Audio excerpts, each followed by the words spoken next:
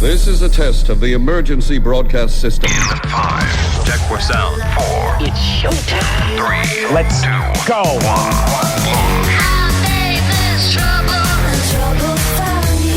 You're listening to the Pro Audio Suite, a program for audio and voiceover professionals. This week, as part of NAB in Las Vegas, George and Robert are coming to us live from Adrenaline Studios. You can check out Adrenaline at adrenalinestudioslv.com. Just ask for Matt. Now let's get on with the show.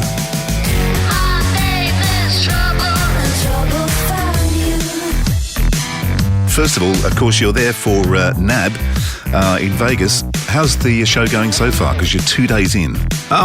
Tired, but I'm not too sure if that's because I was hanging out all night and drinking beer, but it's been a good show. Yeah, plenty of traffic at our booth.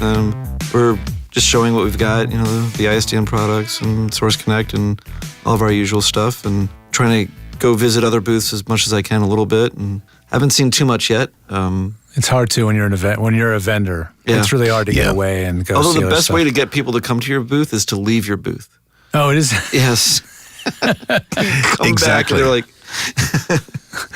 Yeah, I did get to see a nice demo today of Source Nexus, the newest incarnation, version 1.2, and it's a much more flexible methodology for routing audio in and out of from different softwares. So you can bring audio in and out discreetly into Skype or Source Connect Now or any of the other competing products that don't have proper multi-channel audio drivers, and route them in and out of Pro Tools or any other DAW. It's pretty well done. Nicely done, Robert. Thank you. Rebecca team.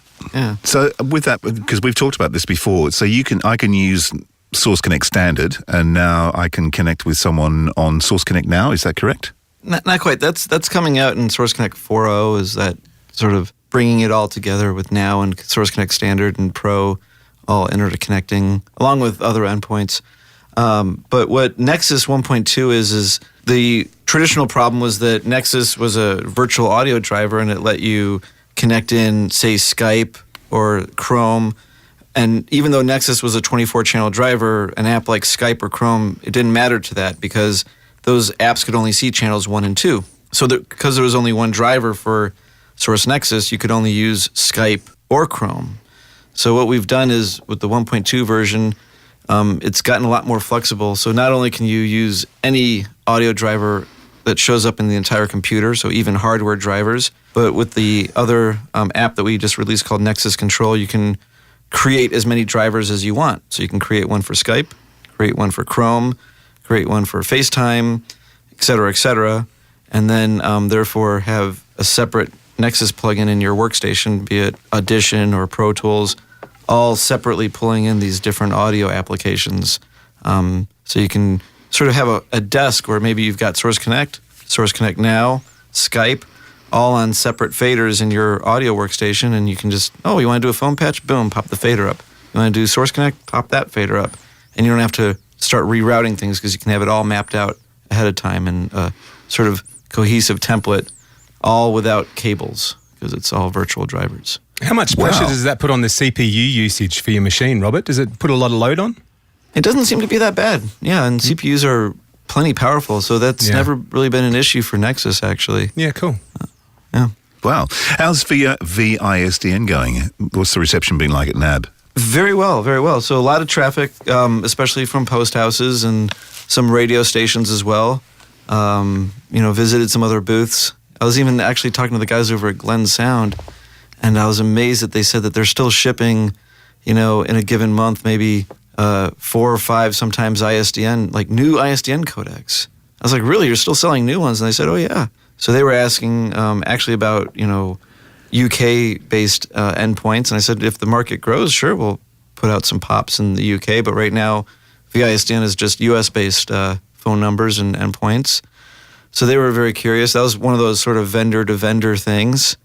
And then, NPR and all the sort of big radio stations, we're trying to get them over to the booth. And so we've talked to a few of them. And it's interesting to see where the radio market's going, if it's sailed or not sailed. But there's still enough legacy use that even if they're not switching over all 20 of their ISDN lines, or maybe they've dropped them all, but they still have a need for at least one or two because, as we know, the ISDN traffic has not gone away completely.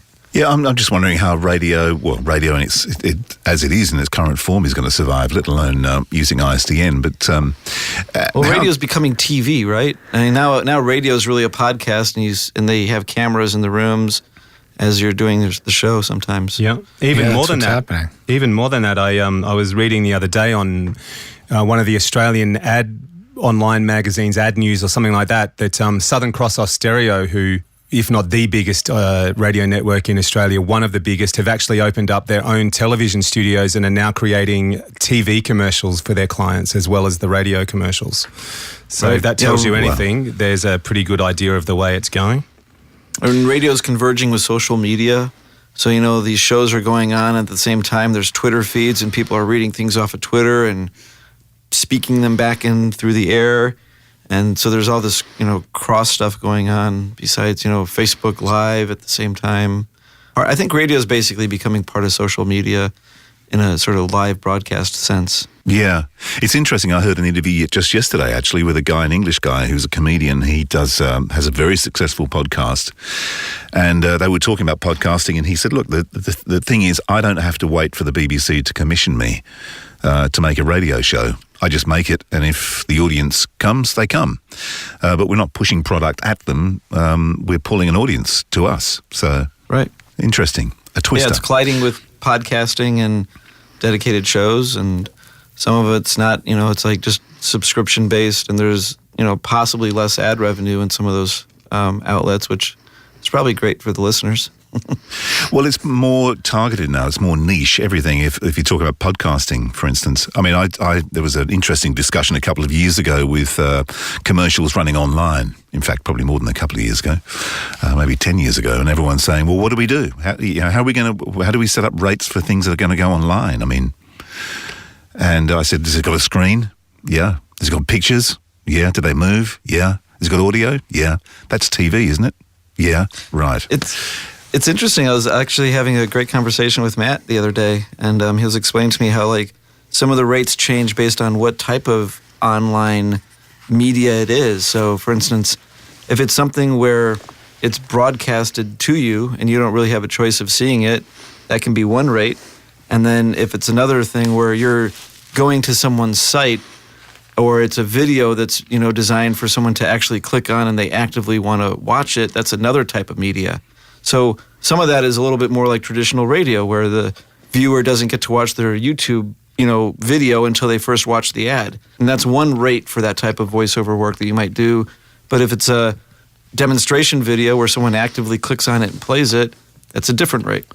Yeah, well, that makes sense. That's logical and quite simple, really. Mm-hmm. I like it.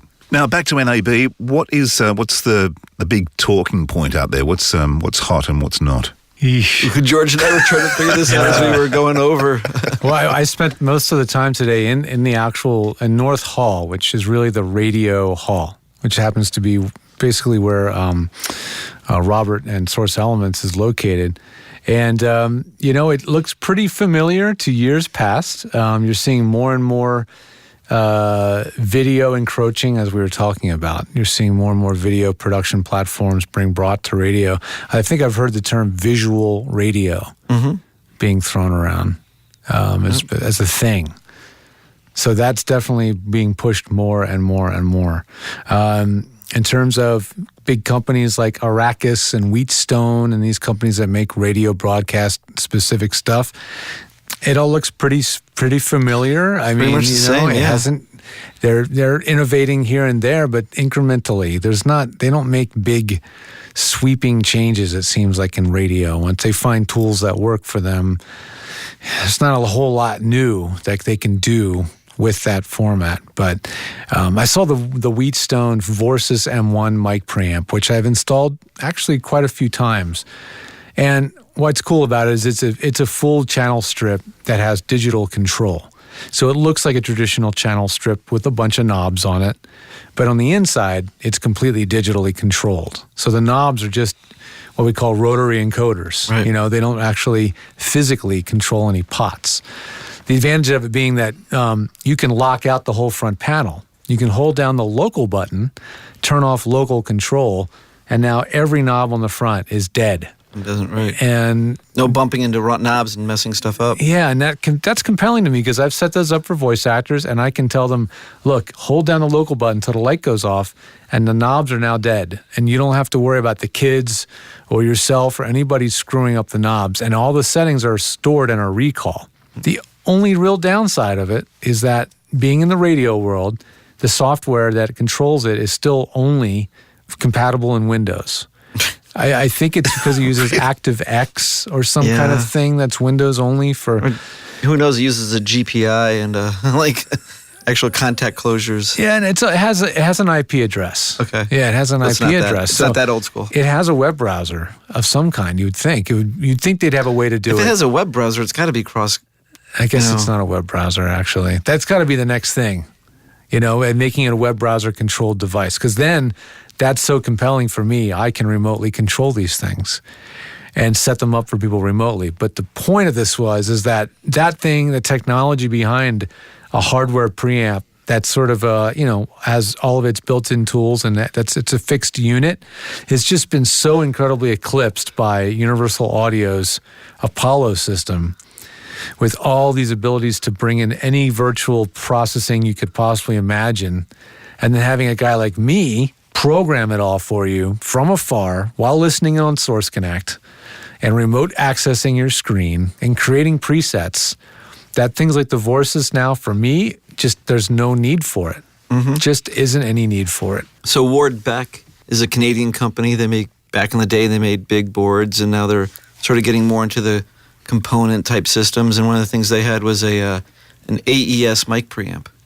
So it's essentially your analog mic preamp with a converter built into it and outputs to AES and completely remote control. As the Vorsys does as well. Yeah, very similar. AES. Right, very similar product. And so, in a way, good because prior to that, all the digital microphones had all your conversion built into it.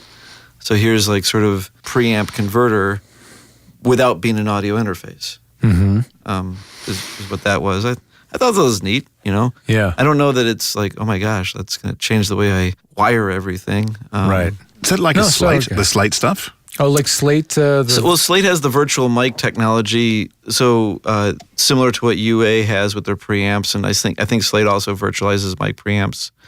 But Slate's doing it in the computer's sort of CPU, whereas UA does it built in on their dedicated DSP chips that are on the UA devices. And then as far as who makes better code and better emulations, generally UA is pretty well respected these days for their quality of their emulations. A lot of music engineers are really digging the stuff. Plus, UA goes the extra mile and licenses the likeness, branding, and exact sound signatures of these products. So when you get a Manley Vox box, it's clearly licensed from Manley Company. But Waves does the same thing with their SSL channel. It's licensed from... Waves does, yeah. I guess I was just thinking of Slate. I think Slate tends to go with more, this is a U87-like mic without saying it's a normal U87. And Antelope does the same thing, I think. They're not, they have their FPGA tech, so it's the field programmable array or whatever that stands for. Oh man, talk about going down a rabbit hole. What do you understand about FPGA versus DSP? An FPGA is much more flexible because it can be changed in the field. But what, in essence, is FPGA? Since we brought that topic up, it's a field programmable DSP chip. So it can change itself. It can be reprogrammed and in a sense, rewired. And that makes it more flexible than just a standard DSP chip. They can come up with a completely different architecture, and this thing, think of it like the Terminator that could the blob Terminator and change itself however it wanted compared to the original Terminator that was pretty much this mechanical thing, and it only ever did that form. But is the audio flowing through the FPGA chip in a digital form, or is it actually an analog chip? Oh, it's digital. It's all digital. Of course, yeah. Okay. But and I'm probably speaking out of turn here, but as far as I know, an FPGA, it could probably do floating point, and then you could probably turn around and make it a fixed point processor just by reprogramming the way it is wired up or, configured. And I'm not sure, it tends to be the most native processing. And I'm pretty sure that the UA stuff is floating point. And, you know, for the most part, the floating point, fixed point issues sailed, and most people agree that floating point is better. But, Yeah, I know that's notice what Antelope released. You notice how silent everything has gone from our end. I'm just mesmerised listening to the chat. I think Brian's got his slippers on already and he's put the cat out. Put everyone to sleep. I mean, honestly, guys, speaking for myself, I've been to so many shows over the last few years, NAB, NAB, AES, and here and there, and you do really start seeing Same a stuff. lot of new things. I mean, a lot of the same things just being refined.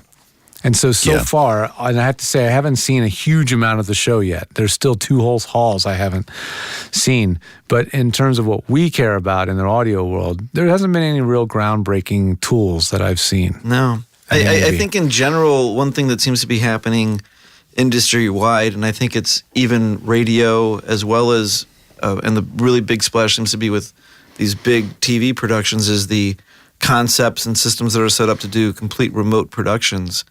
So imagine doing like a sporting event broadcast, and instead of bringing in 3 semi-trucks with equipment and people and getting all these cameras set up, now they're able to come in with a much lighter setup with sort of remote-controlled cameras and a skeleton crew that just sets up all the cameras and the microphones, and maybe they have 1 or 2 people with handheld cameras running around, but the whole show is produced remotely. So instead of having the switching of the video and the guy mixing it in the truck and all that, that is all done half a world away. And so this makes it way quicker. They can set up in one production, and then this crew that's working on it remotely can shut down and an hour later work on a whole nother production. So this saves them on, labor costs and flexibility of being able to do many more shows with, I guess, less equipment. Today we're doing the Olympics in Seoul, and then we're doing An hour later, the golf PGA. The golf PGA, and we're doing it all from our one studio here in Atlanta. It's like drone. It's like dropping bombs with drones, except now we're controlling cameras and mixing the show, all with remote guys. Doing the whole production. And the same thing applies for radio. Well, that stuff's happening here in Australia at the moment too. I'm doing some work for a company at the moment called NAB, who are a big sports broadcaster, doing mixing packages for the Commonwealth Games that are on at the moment. And they also have a contract with Telstra, who are the major sponsors of our rugby league competition here in Australia. And on a weekend, NAB are charged with live streaming all of the NRL games. So on a Sunday, they may be live streaming 4 games, and they're using technology that Robert's talking about there now to do that.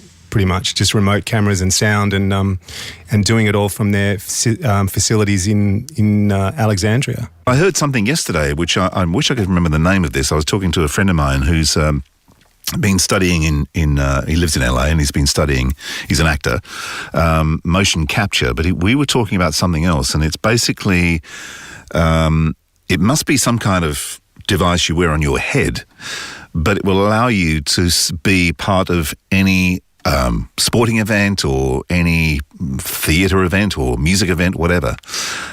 You can actually go to a sports stadium, have a full capacity sports stadium, all wearing these helmets, and instead of watching soccer on the pitch, they're watching gridiron or whatever happens to be pumped in there. And it's actually like really being there. This is augmented reality, I believe. Wow. That's what you're describing. Yeah, it is quite bizarre, and they're so close to it. They're saying within 5 to 10 years, which probably means about 2, because someone will realise how much money can be made out of it, and the thing will speed up. Motivator.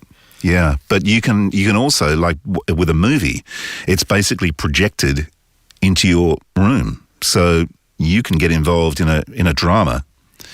And just walk, like if, there's a scene going on with someone in a car, you can walk over and look in the car. Oh, wow.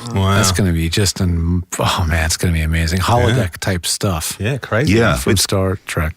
Yeah, it's kind of like one step up from a hologram, but that is really freaky. Oh, man. It is. I mean, if they're doing that with 3D and in a moving picture, I mean, there's so many cool things they've done with VR. I did some spots, so now, you have this old roller coaster, right? And you want to give a new experience. So they give the people VR glasses, and now and the VR glasses are tracked by GPS is where the roller coaster goes. So now you're going up and down, but what you see is you're in a swamp or you're in a plane. You like the roller coaster is your physical motion, but the VR is switching your entire environment, and it's following you by GPS. And now you're like, this whole roller coaster is redefined in a way. They can take a 10, 20-year-old steel roller coaster that everybody's ridden, it's no longer cool and new, and make it look like you're in a totally different environment. Exactly. Yeah. Oh, And then when you fall off, you can actually have a virtual parachute. and you can virtually die. You can feel like you're okay when you're not. Although if you were wearing your voiceover suit that we were talking about a couple of weeks ago, you'd be all padded and ready, you could just take the fall. Yes, I forgot about the suit. voiceover suit. You can wear your voiceover suit. That should be at NAB. I reckon for next year we should build the voiceover suit. Get onto cow. our Alex. Hey guys, quick question to change the subject. I saw that there's actually a dedicated podcast hall this year. Have you had a stick your head in the door of there yet? They have an impressive podcast studio space that they've created. But the podcast hall is something that's on my list to check out on tomorrow afternoon. So I haven't. Yeah, It's small. It's not like they've a massive space. I think it has about 15 vendors or something like that. So it's still to them nowhere near. It's a big thing, though. It's a big thing, A lot clearly. of people have come up and just at our booth and I do podcasts. What do you have for me? What do they offer in a what are they offering that we don't already have for podcasting? I think podcasting, the market is mainly similar tools to what we as, voiceovers and engineers on the recording side use, but much more simplified and geared towards interview type setups, essentially. It's sort of the happy intersection or the median between gear made for home music production, Yeah. really inexpensive. Definitely prosumer area. But also between that and radio. Because I was at Arrakis today and Wheatstone too, and saw some really nice small on-air consoles that, were about $1,100 for an on-air console. And that's actually inexpensive. And that's clearly being built for podcaster in mind because it's a different budget, Right. generally. But the beauty of those kinds of boards they are built for heavy use, but not only that, they're super, super simplified. They don't have aux knobs and EQs and gain trims. Every function that is necessary to set up is done with dip switches and internal knobs. And Yeah, the mix minus is inherent to the routing of the board. You don't have to set your Mackie mixer up, turn that knob up, but don't ever turn that knob up because it's going to echo. It's like there is no other knob to screw that up. It makes me want to start, for people that do want, a little bit more complex setup beyond what an Apollo would give them, for people that want a physical control surface, it makes me want to start putting in boards like these because they're not going to wear out. Didn't Joe Sipp use a radio board in his studio? Oh, he did. But he was set up like an on-air studio. He specifically wanted to feel and operate like an on-air studio. And he was using a Numix digital console from a company called Logitech, not to be confused with Logitech. I think it is the same Bluetooth company, headphone. but a different. No, it's Logitech. It is a different company. God, their logos almost look the same. I know, think. it's weird. But he was using an on-air board. But that was a $20-something thousand digital board in its day. Right. Now you can get a $1,000 compact thing that fits on your desktop. And then Yellowtech, I saw them again. Yeah. They had a great feeling grooved fader that's no fader. Did you? Their that thing stuff nice. is so slick. Their Yellowtech board, I think it's called the IntelliMix. Yeah. It's the slickest, really cool, futuristic-looking control surface that's like a sheet of aluminum, and it has displays on it, and then the faders, instead of being physical sliders, it's just a touch surface. With a groove in it. It's like the opposite of what you're used to as a fader. You're used to a fader with the knob popping out, and this one's like a trough. It's hard to describe, but it feels usable. It feels it worked totally. real. It feels smooth. And then this LED on the side shows you the position of the fader. Right. And the beauty of that is there's no moving parts. Right. So there's nothing to wear out. Yeah, I'd love to see the average audio engineer just sort of polished off a couple of hamburgers using a touch fader. Well, you've posed a question for me with that fader, because if you touch slightly above where the fader is resting currently, Does that mean that you all? Does it jump, or is there something that's hard to say? smooths It that, or what? might or might not. With my You can set it though. I think you can set the way it behaves. Well, I just bought the D-Touch software. I don't know if you're familiar with the Raven Slate, right? I am, yeah. So you can also buy just your own touch screen, and then this company in Italy makes a software called D-Touch, which is basically the software part of the Slate. You just don't have to buy the monitor from them. And in at least D-Touch's version, I imagine Slate is the same thing. You can have different fader modes, and one of them is jump. The other one is you have to touch that actual fader, and the other one is just relative. So you so you like have a mouse. And that's the beauty of going with these virtual things is like now your fader can have 3 different modes, whereas that motorized fader could only ever do that one thing. Right. And the other thing is the reason why this might be superior to a touchscreen is it can be hard to do a really smooth fader move on glass. If your finger is a little sticky, it's true. It's hard to move. And the whatever the material is, it's sort of a satiny, satin finished metal that your finger just glides on beautifully. Yeah. I mean, these guys are brilliant. Yeah, wow. So what else was there at NAB that I saw? I mean, I can't think of anything else right now, to be honest. Well, I guess the big question though, guys, is what's the coffee like? Well, we're serving coffee over at the Source Elements booth, although it's basically a K-cup system. So, because that's got to be the big thing, working coffee. the hours you guys are working. It's get up at 7 and get over to the booth. Hang on a minute. Rebecca's a Kiwi, right? She sure is. Just about every Kiwi I know in Australia is a barista, so she should be making some great coffee. She's extremely serious about her coffee, and she compromises when she comes to this country because none of it's like up to her standards. Well, you've got to be very selective. I've found that out, and I found a couple of places in LA and a couple of places in New York that are okay. In fact, there's Have you one had Blue Bottle coffee. No. I hear that one's pretty superior. I have a friend. There's such a big deal that I have a friend that worked for Blue Bottle in the U.S. He moved to Tokyo. They flew him to Tokyo, and he started working for Blue Bottle in Tokyo. That's how and when they opened their coffee shop in Tokyo, it looked like an Apple store on the morning of the release of an iPad. People were lined up around the block for coffee. Wow. Yep. So, don't know what that means. I think that means Japanese people will line up for anything. They probably heard the word bottle and thought it had something to do with a whale.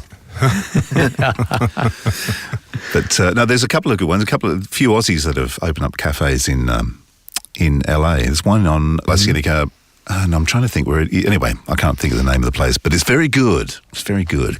I brought along my AeroPress. Do you know what that is? Sneaker? Sounds like an iron. No, it's a coffee press for just pressing your own. It's like a French press. It's like a French press, but it's rapid. It has an air piston. So you have a filter disc at the base, just a round, very thin filter. That locks into the base. You scoop your coffee in, however you want. You pour in your boiling water, and then you do a quick stir, and then you push a plunger, like a piston. It looks like a very large syringe, but a very large piston. You press down, and in 20 seconds, you've pressed the coffee through the filter and into the cup. So you get a really nice pressed espresso, and the water doesn't sit in the beans for too long. It presses right on through. I'm not a coffee snob. I'm learning to be one, enough to actually bring my girlfriend putting her finger in her mouth like, nah, it doesn't work for her. But I think it tastes pretty freaking good. It's not acidic. It has a really nice, smooth taste. I like it. So you need to come to Melbourne. I do need to come to Melbourne for many reasons. Yeah. The coffee is one of them. Many others. Yeah, exactly. So I did see one other thing at NAB. It seems to be like a couple years ago or last year, it was all about drones. And so now it seems to all be about robots with 360 cameras on them. Yes. There's a lot of those going around the floor. Yes, there are. Yeah. Lots of ropes. So industrial robotic arms that you see in normally spot welding cars, they're strapping cameras onto these things. So they can do super rapid and very precise camera moves. That's huge this year. Are they obviously fixed on the ground? These are not. Yeah. They're big. That would be scary. Don't get in the way because you'll get knocked out if that thing hits you. If they were programmed wrong, it would cold cock you, knock you to the ground. damage. Because I remember doing an ad years and years ago, and they used a computerized camera setup. It was massive. It was in a big hangar, and this thing was huge. It was the size of a double-decker bus. Sure. And they'd program in all the movements of the camera. It's basically like that, but way more compact and more portable and extremely fast. Right. So it can do these really crazy camera moves. The effect is, it seems to be what they're doing is they've got the camera running at a really high frame rate, and then they take a series of pictures around the subject as the camera moves fast, and because it's such a high frame rate, they can do that matrix effect where it looks like the camera did a rotation around, like it stopped and the camera rotated around. Right. Now you can do that with one camera and a really fast robotic arm instead of having this array of 25, 30 all cameras. set to like take their picture like Yeah. in a sequence. Yeah. Wow. Now, there was another thing talking about 360. I saw, I actually sent an email across. I saw the release this week. Rode Microphones up in Sydney have bought another company who have obviously been producing 360 microphones, and they've just released their own. Did you Is get it an Ambiosonic mic? Or- Yeah. Nice. Did you see it at all at NAB? I haven't. Are they at NAB? Yeah, that's a good question. Yeah, didn't I see think they're Rode. pretty well. I think they're there. I saw Neumann's booth, of course. They big booth. Of course. Other news I did hear: Harman has been purchased by Samsung. Ooh. No really? way. Yes, that's and I'm pretty sure that's not misinformation. My understanding is that Samsung purchased Harman. You have brands like AKG and whatnot in that group, and a lot of pro audio powerhouses now owned by a phone company. What does that Yes. mean? What does it mean? What's going to happen? Right? I wonder, because I'm watching, and the only reason I mentioned the Rode thing was because if you watch them over the last few years, you can kind of almost plot where they're going. Mm-hmm. I mean, their plan is to keep everything at a lower cost as possible. I think Rode's in there with Audio-Technica in that zone. Like, they're not like Neumann crazy expensive, but they're certainly not Marshall, and they're right in the extremely usable but sweet price point kind of zone. I did see one thing by Rode is not here. I searched on the NAB guide. Interesting. They're not here. But it doesn't surprise me that much because this is really super broadcast oriented, and maybe in the States, Rode isn't known for broadcast as much.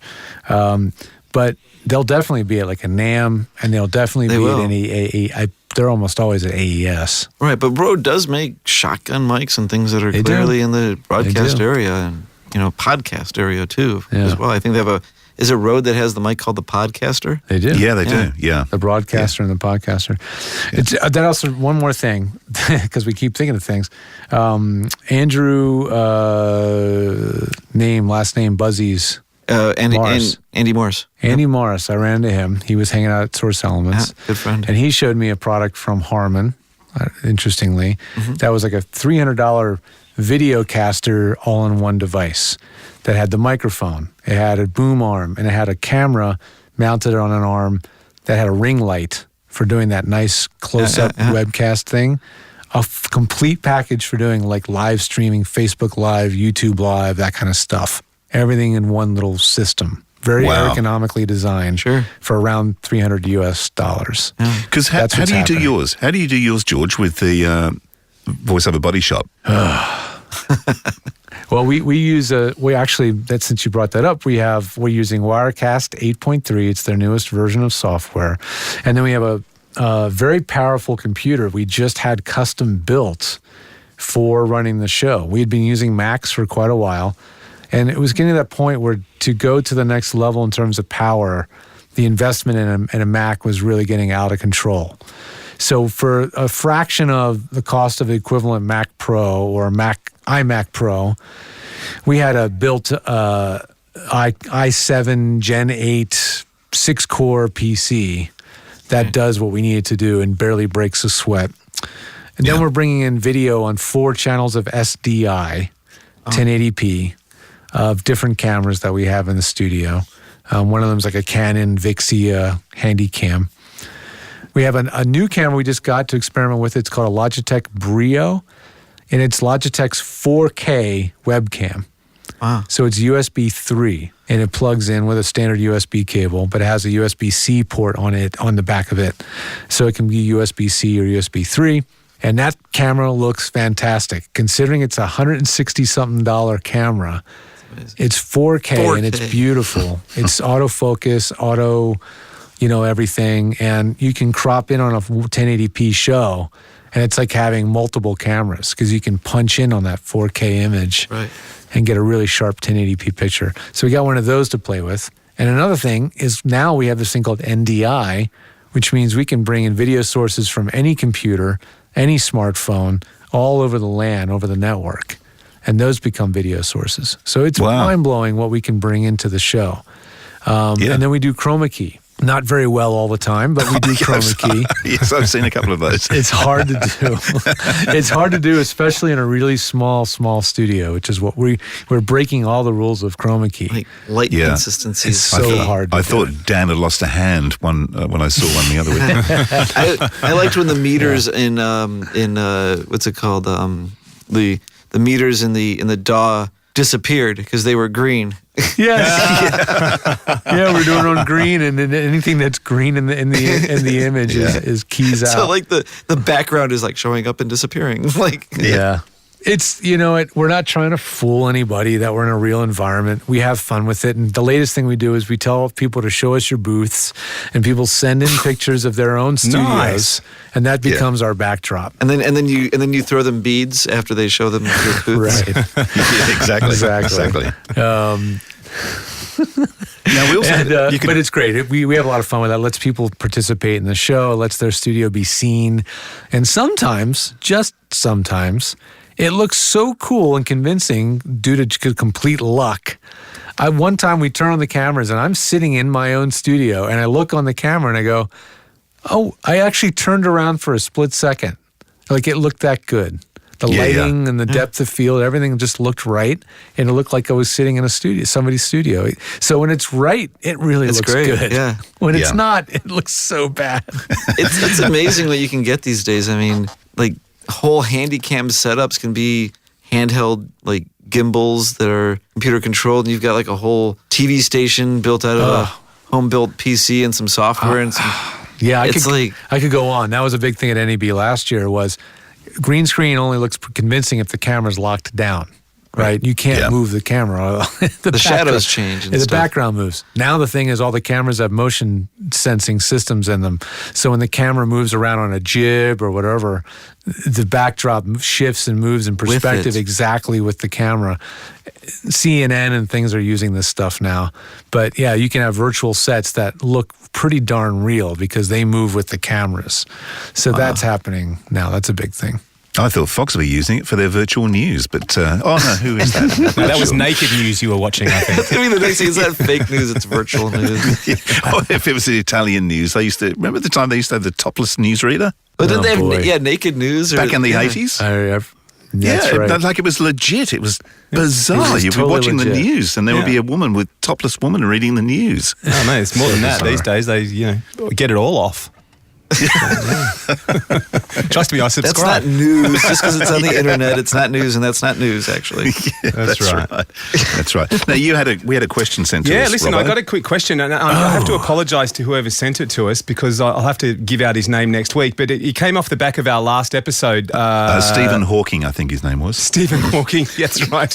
He's like, you guys are all wrong. You were talking about recording at 24-bit and noise floors. And this guy, who I will apologise to again for forgetting his name, but we'll get to it next week, has written to us and said, love the podcast. Listening to engineers is exciting. I run my mic through a preamp to the interface and there's no compression or gating. That's how I send my audio to producers. You guys were talking about the difference in recording 16 and 24-bit. The speaker, who was you, Robert, said you can record at 24-bit at -48 and have the same resolution as 16-bit often exceeds the noise floor of your preamp. Then George said 24-bit always exceeds the noise floor of your mic pre. I'm not sure I understand correctly. I record at 2448, and if the audio is going to video or they haven't specified, I send it 2448. I guess my question is noise floor and how it applies to the bit rate. Thanks, love the show.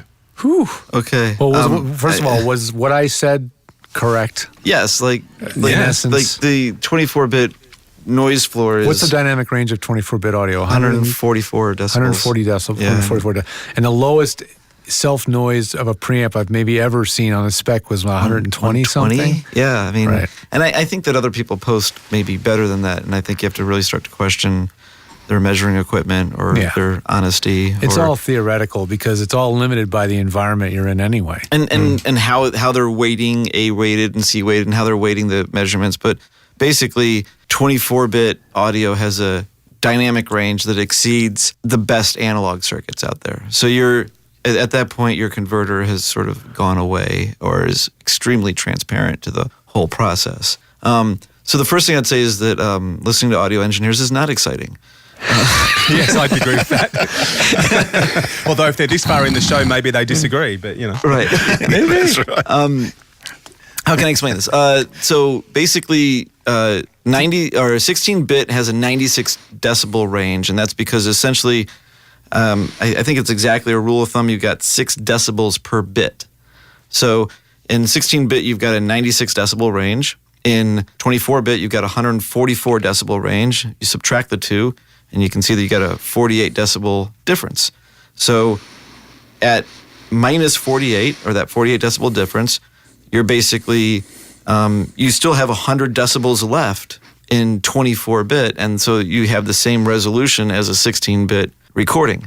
Now, that doesn't mean that if you're putting such a low-level signal into a 24-bit converter, that when you gain that up, you're not going to gain up a whole crapload of noise, because your analog circuit, you're going to really expose the noise floor of your analog circuit by recording at such a low level. So I would never encourage anybody to just record in with such a low level because you can get away with it, because you're now showing the sort of the weaker side of your analog input. But what it does mean is that you don't have to sit there in a 24-bit recording and really worry about getting so close to the top, because you've got such a huge dynamic range that if you're even recording at, say, minus 20. Peaks at minus 20. Peaks at minus 20, right? Not even average. Peaks at minus 20. You're still got plenty of resolution that if you gain that up, you're going to have a recording that's within that 16-bit quality range.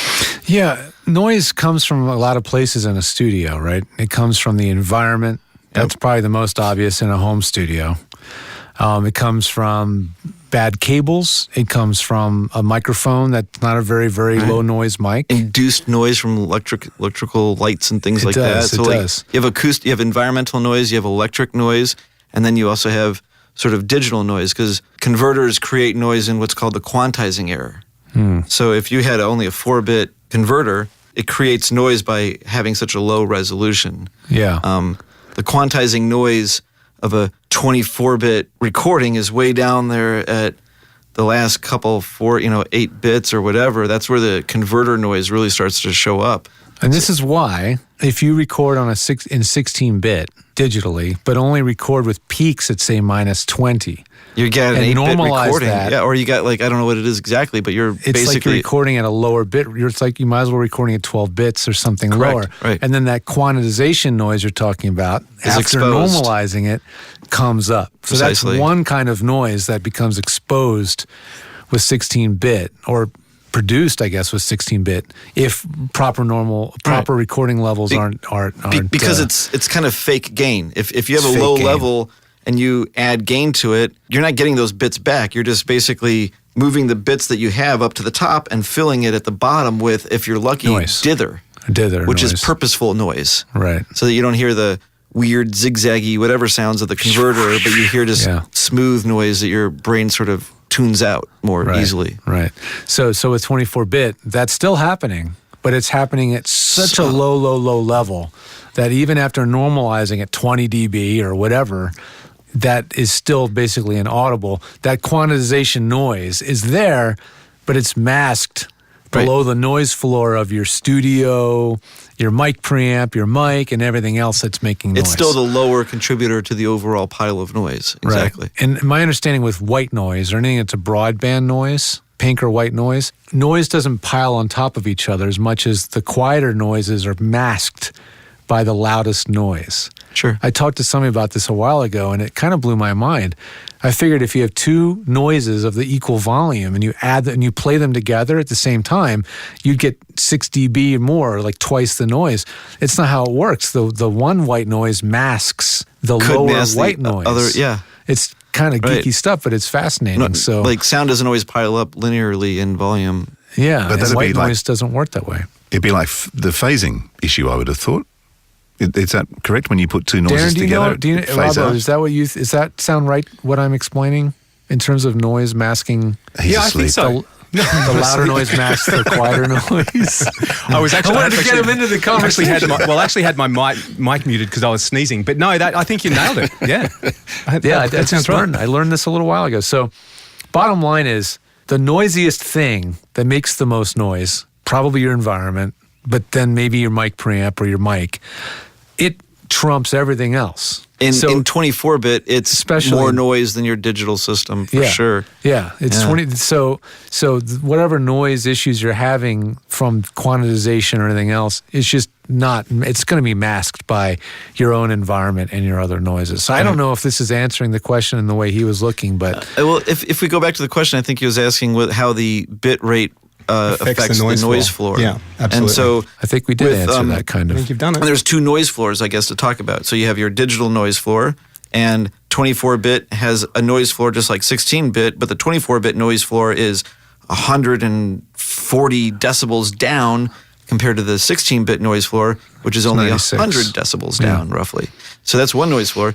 And then the second one is your analog noise floor, which in 16-bit, your analog noise floor and your digital noise floor are almost at the same place, whereas in 24-bit, your analog noise floor is most definitely above your digital noise floor. And the point to the whole conversation, going back to the first podcast we did when we were talking about this, was that with 24-bit, you just don't have to risk recording too hot and clipping something, and you've got plenty of room to record at a very low level. And if you had a theoretically perfectly silent mic preamp, that if there was no other noise in the system except for your digital noise, then you could record in a 24-bit system at -48 and have the exact same recording as recording full blast into a 16-bit system. It's all theoretical, but that's the point. With a perfect mic preamp and no noise, you could do that.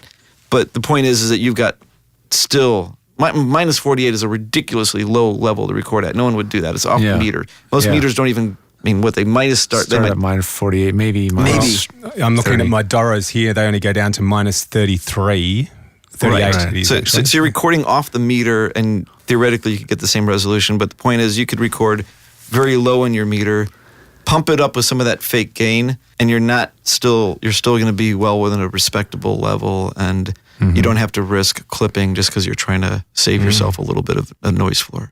Well, speaking of noise and noise floor, how quiet is the studio? Studio's great. Here, I have to Sounds take the awesome. headphones off. Yeah. I'm not sure what I hear. It's pretty much freaking gone. No, Yeah. I don't could know hear that I someone- hear anything. Matt's sitting out there listening. I think I think Matt should walk in here real quick so he can. I think so. represent. Yeah, introduce Matt, Matt will you to us. come in here? Come on, Matt. Yeah. Talking of noise, though, just as a disclaimer, if you are working in a home studio, it's probably best you don't record at low levels because there's probably going to be quite a bit of ambient noise. I think the lesson that voiceover people who are recording at home, though, could possibly take, and correct me if I'm wrong here, George and Robert. You're wrong. Is that if you knew you were going to be recording a session of various scripts, perhaps for a radio station or something like that, and there was going to be a range of projection of your voice that you could, if you were recording it at 48, if you're recording it at 24-bit, you could probably just drop your gain a little to make sure that, it wasn't going to clip and you weren't have to be jumping backwards and forwards. Always better. If you have a choice between recording too low or recording too hot, you're always better off recording too low. Yeah. You can save that. You might not have much noise when you gain it up. You have things like RX noise and things that you might be able to take the noise out. But once you clip it, your options are way less. I mean, like to fix clipping, there's some plugins that claim to do it. I've had to resort to drawing waveforms and going, I think it would have gone Yeah. here and Yeah, trying it's to a restore mess. the curves. But it's gone. It's flattened out. And so there's no saving a clip compared to saving something that's recorded low. So the point is, if you've got something that you're not sure how loud it's going to get, you can be conservative in the levels, go low. If you've got 24-bit of space, use it. So Matt stepped in here. I'd like to know from Matt, what do you think, or what do you understand is the noise floor of your rooms? Have you figured that out? I have not. Yeah. I don't. Can't say that I've done that.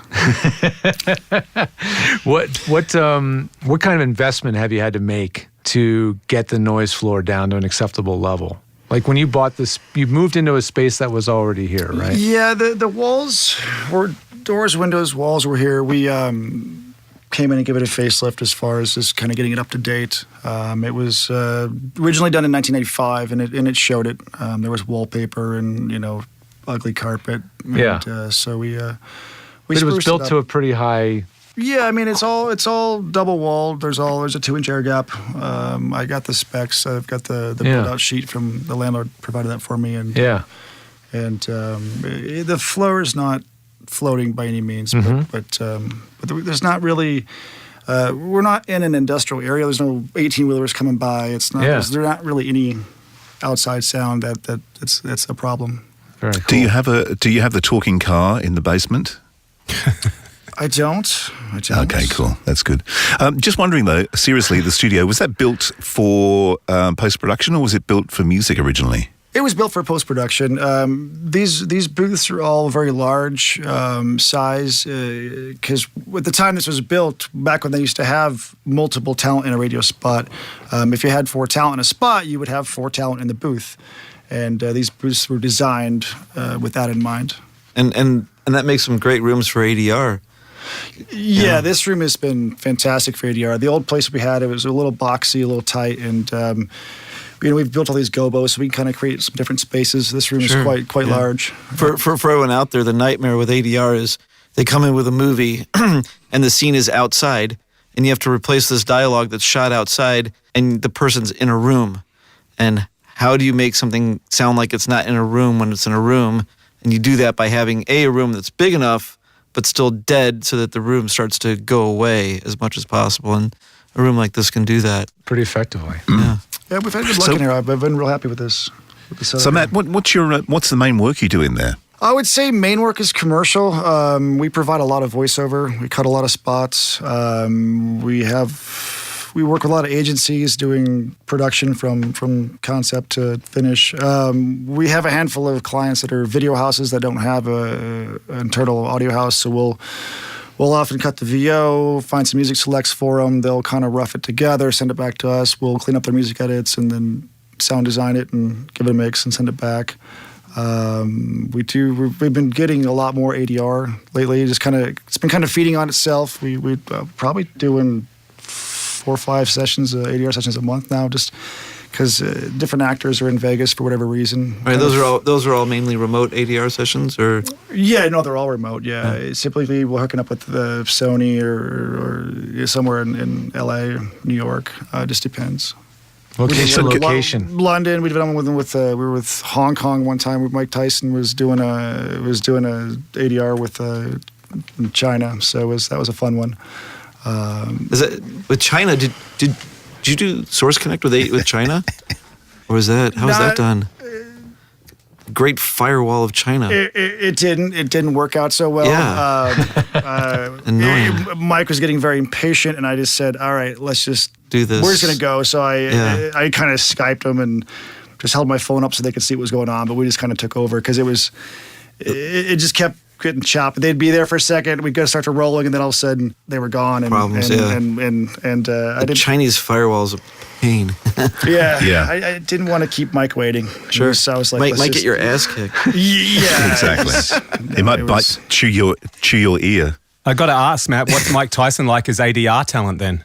No comment. He did an amazing job. Yes, it was Absolutely. amazing. Professional. Under threat of a right jab.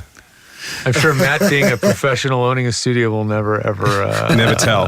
Never Yeah, get to tell about that. Yeah, it's funny. Some people are just absolutely amazing at it.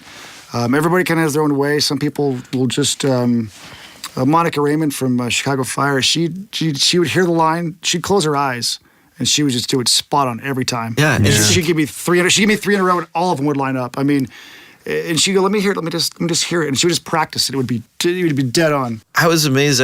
I had Jeff Daniels and like the seasoned Hollywood actors, and they're used to getting their beeps, seeing it, and they like say, let me look at it a few times. And it's like, fuck, I don't need to edit that. It's like, it's just there. Like, and I've done plenty of ADR where if it's a talent that's not used to the process and they just get actually messed up trying to look at themselves and sync up to themselves, and what actually starts to become a better process if someone's not familiar with the workflow is to just play them their previous line. Yeah. If they're syncing up to it and they get that pacing in their head, not looking at picture, and then they just give you 3 in a row after that, and then you cut it in because so different actors, react to the whole process. But these, veteran Hollywood actors, when they get in the groove and they're looking at picture, it's like maybe some part of the process is sort of automatic.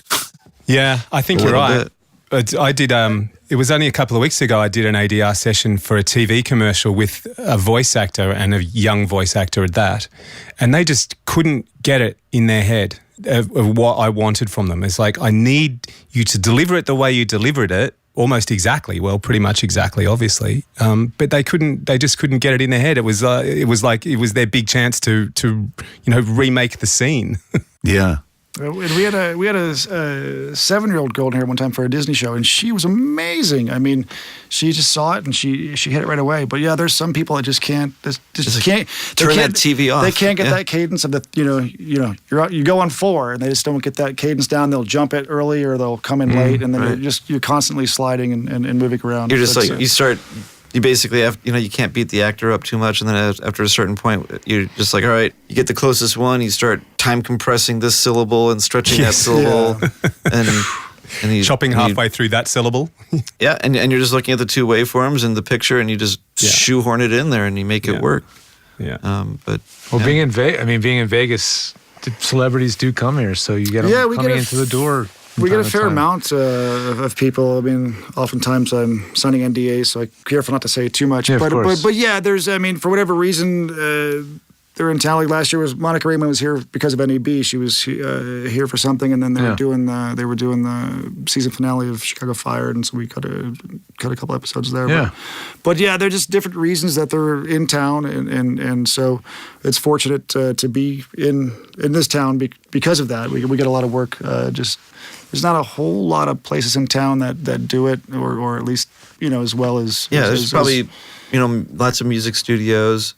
I mean, even like House of Blues put a studio in the Hard Rock Hotel at one point. I don't know if you knew that. I've seen it. Yeah, it's amazing. But it's more music studios. Yeah, the Palms has one too, and we've lost a couple gigs to them. Like it was ADR gig.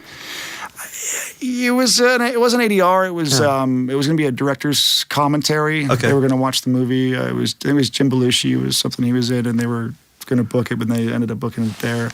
But I don't know if they've it's tough, man. It's a lot going on. I've got an engineer that's just absolutely fantastic. He's so fast. Well, I met all you guys. You have 3, right? Or there's 3 of us, including me. You have a great place, man. Great staff. Thank you. So what's the population of Vegas? I wouldn't imagine it's huge. It's drunk. Well, it's drunk. That's the tourists. Sorry. I'm not sure the latest is over 2. I think we were up to 2.5 during the boom, and then when the economy crashed, it fell under 2. I think, and it's been climbing back up.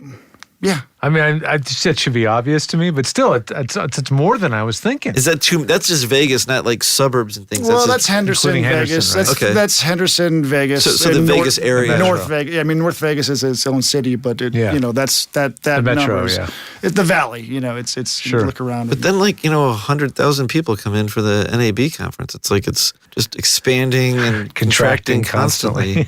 Yeah. Well, they were there for the Osmonds, I think. And they just went to NAB, to fill in that day between gigs. But I'm just curious because having a big studio like that in a city of a population of somewhere around 2 million, I wouldn't imagine there'd be a huge amount of local work being done, like as in high-end commercials, for instance. Yeah, I mean, I've got clients span the country. I've got clients all over. We do stuff for people in LA. We do stuff. It just kind of depends. They're all just connections we've made over the years, and the work kind of comes from all over. We have a fair amount of local work, but honestly, most of it's out of market. And and also being not only celebrities, but just being in Vegas, there's a lot of voice talent in town, and some don't like to lug a portable gear with them and set up a pillow fort in the hotel room. They just want to come here and do an ISDN session and whatnot. So we get a lot of just people coming through town that need a booth for a minute. And we've got a self-serve booth just set up for that, where they can go in, the preamps in the booth for them, and they just, if they want Source Connect or ISDN, we hook them up, and then they can set their levels and just kind of go. So Cool. So it just kind of. And that's of course with a 41.6 in there, I would imagine. There's a 103 in that room, but I mean, we've got a few 87s, a few 416s. I've got a 147. And you got that freaking sweet U87. It's beautiful. He got the Iridium limited edition. You got to have that. Matt, have you got one, Matt? Did you buy one? I did get one. Yeah, it's like I forget what it is. I think it's like a number 147 or 500 or something like that. And it came with the little black gloves, and it's Vegas, man. You got to have the bling mic in a studio in Vegas. No, even the shock mount is chromed out. Like, not just the mic. It's like the thing. Like, you walk in, it's like, oh.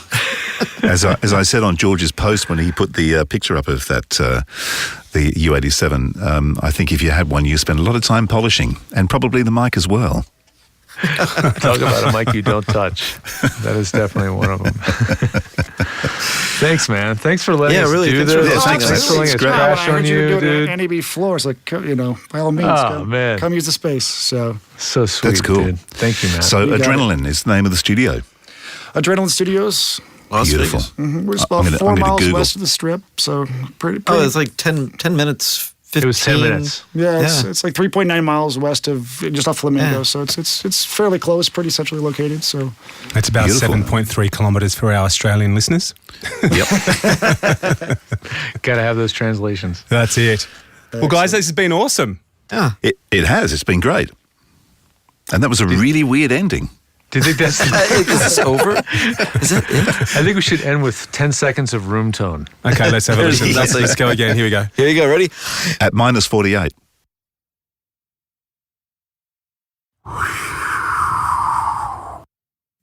Very nice. Who did that? Was Very Andrew. nice indeed. Yes. No, I didn't do that. Who did that? It was not me. Okay, well, that's our show from Vegas. Viva Las Vegas. As Elvis would say. Just don't do the peanut butter rolls before bed, that's all. Goodbye, goodbye. Wipe the tear, baby dear, from your eye. Though it's hard to part, I know I'll be tickled to death to go. Don't cry, don't sigh. There's a silver lining in the sky. Bonsoir, old thing, cheerio, chin chin, na poo toodaloo, goodbye. The Pro Audio Suite does not recommend that you record at minus 48, even if you are recording at 24-bit. Your recordings will sound completely horrible, and we take no responsibility for delivering really bad audio to your clients. Written and authorized by Robert, George, Robbo and Andrew.